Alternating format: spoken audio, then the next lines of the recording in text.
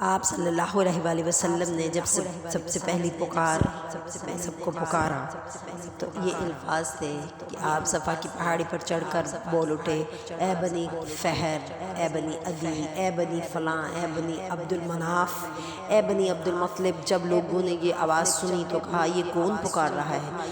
کچھ لوگوں نے بتایا کہ محمد صلی اللہ علیہ وآلہ وسلم۔ اس پر ہر طرف سے لوگ دوڑ آئے، یہاں تک کہ اگر کوئی خود نہ آ سکا تو اپنی جگہ دوسرے کو بھیج دیا کہ دیکھ کر آئے کہ کیا بات ہے۔ یوں سب اکٹھے ہوئے، آپ صلی اللہ علیہ وآلہ وسلم نے فرمایا، یہ بتاؤ اگر میں کہوں کہ اس پہاڑ کے پیچھے وادی میں گھڑ سواروں کی ایک جماعت ہے جو تم پر حملہ آور ہوا چاہتی ہے تو کیا تم سچ مانو گے؟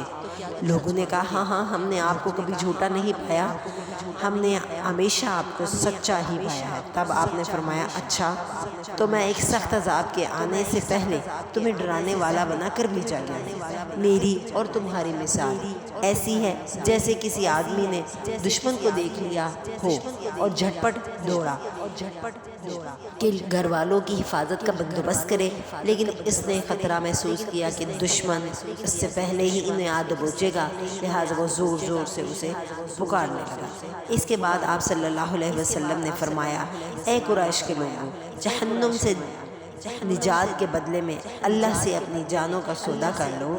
اے قریش کے لوگوں، جہنم سے نجات کے بدلے میں اللہ سے اپنی جانوں کو سودا کر لو، کیونکہ تمہارے نفع نقصان کا مالک میں نہیں ہوں اور نہ ہی تمہیں اللہ سے بچانے کے سلسلے میں تمہارے کسی کام آ سکتا ہوں۔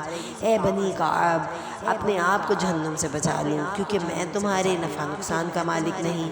اے بنی مروہ، اے بنی کعب، اپنے آپ کو جہنم کے عذاب سے بچا لو۔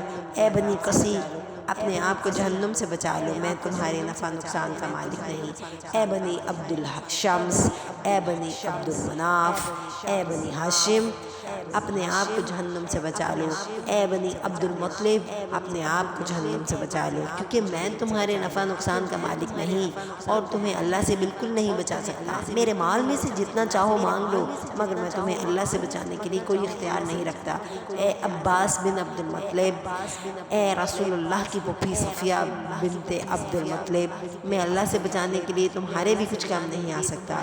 اے رسول اللہ کی بیٹی فاطمہ، جو مال چاہو مانگ لو، مگر اپنے آپ کو جہنم سے بچا لو، میں تمہیں بھی اللہ سے بچانے کے لیے کچھ کام نہیں آ سکتا۔ ہاں، تم لوگوں سے نسب و قرابت کا جو تعلق ہے جسے اس کی طریق کے مطابق ترک کروں گا، یعنی حق کے رشتہ داری ضرور نبھاؤں گا۔